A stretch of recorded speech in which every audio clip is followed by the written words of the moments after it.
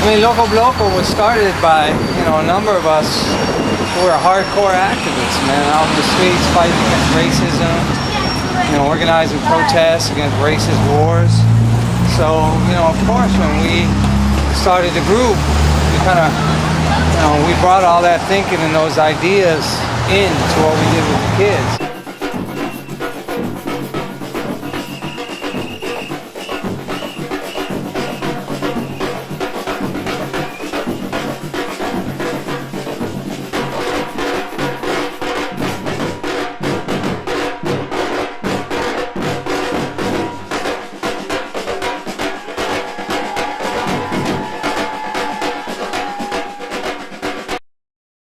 Loco Bloco started in 1994, right in the heart of the Mission District.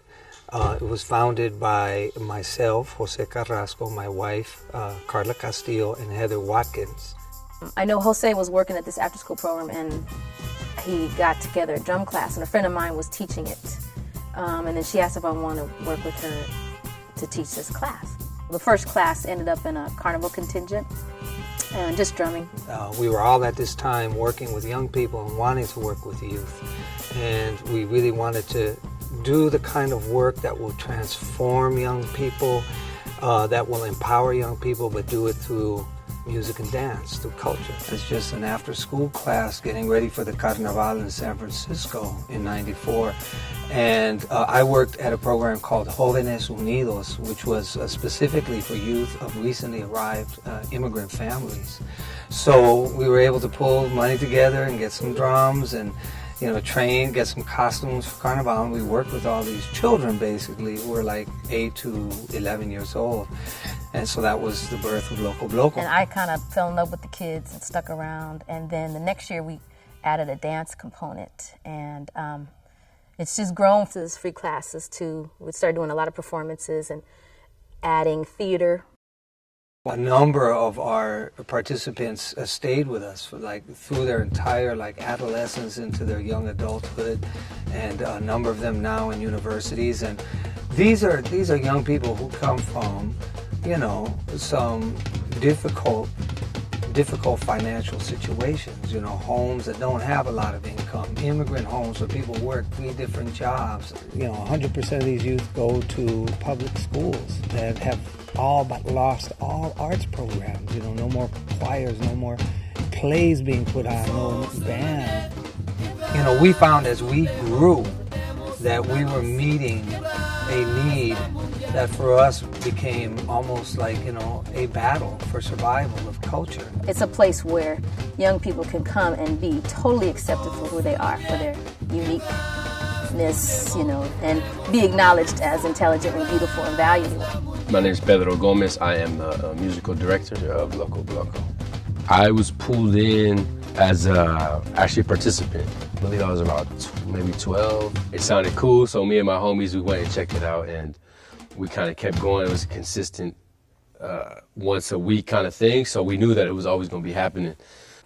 12, 13 years later, here I am. So Jose, when there was times where there was no money, there was no budget, he would just still constantly be there every Friday because he knew we were going to be there. He just was dedicated to the work and to us, I think, when we, to the youth. My name is Alfie Macias, and I'm one of the 2 musical directors for Loco Bloco. I got involved with Loco Bloco probably about 6 or 7 years ago. And originally it was just as a performer. Simultaneously I was teaching percussion in the school system, and Jose had heard about the classes that I was doing and asked if I would take on more direction as far as teaching their classes.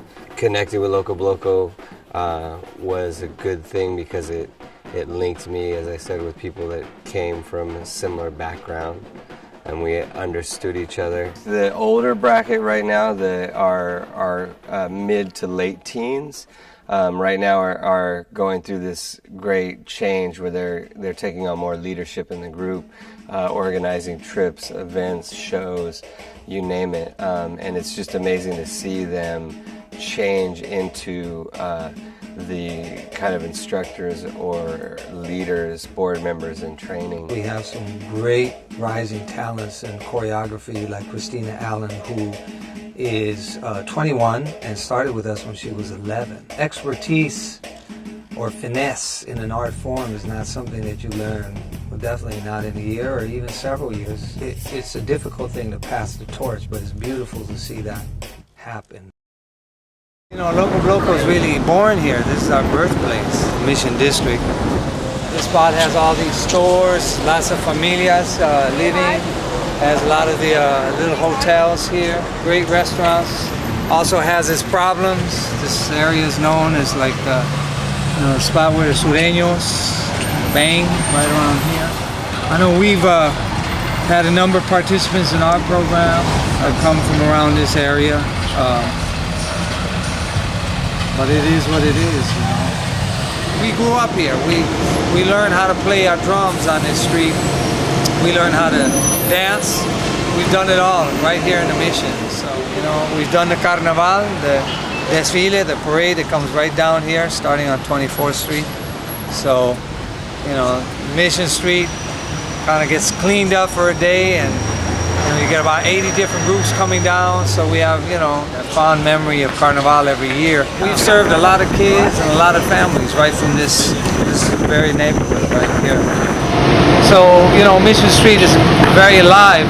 You know, the shops, they come and go, the different businesses, but, you know, what I'm happy for is that, you know, there's a lot of families who stuck it out and stayed here, resisted eviction, have struggled hard, you know, because the city's a really expensive place to stay. So here you still see, you know, the heart of what the Mission is. And this is where we conduct a lot of our rehearsals, especially for Carnival. So this whole place will fill up 100, 200 people, drummers, dancers, still walkers. So we work out here regularly. It's beautiful. We store our drums right here. So there's a little spare closet that Boys and Girls Club has. And so we keep some of our drums here. So we make do with what we can. And like I said, I mean, the Boys and Girls Club is great. You know, we've been here at their invitation. They know we don't have a spot, and they allow us to use their gym for free, all kinds of practices. You know, the storage for free. They collaborate with us on a lot of our performances and events. So, I mean, without the Boys and Girls Club helping us out this way, I don't know what we'd do. Many of our own productions always have that theme of trying to, you know, understand and take apart and dismantle oppression and racism. I mean, Loco Bloco was started by, you know, a number of us who are hardcore activists, man, out in the streets fighting against racism, you know, organizing protests against racist wars. So, you know, of course, when we started the group, we kind of, you know, we brought all that thinking and those ideas into what we did with the kids. We've not only played at a lot of the major protests in San Francisco, but we've taken our young people to, you know, get to know indigenous communities, Native American communities. It's not just playing a protest, but it's, you know, getting some consciousness about understanding the root of the major problems in the world, the roots of racism. I mean, it's integral to what we do. It defines our path to freedom.